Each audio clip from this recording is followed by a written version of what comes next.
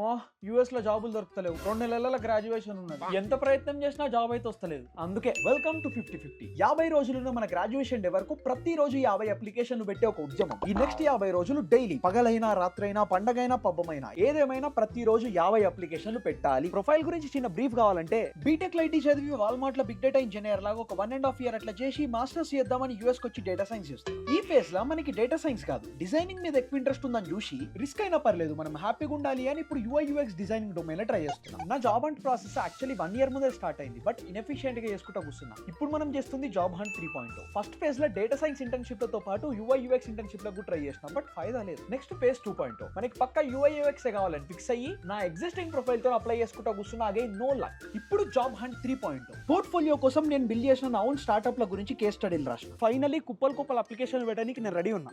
ఈ పోరాటంలో నాతో పాటు వచ్చేదెవరు? రేపు డే 1 లా కలుద్దాం. పండగ.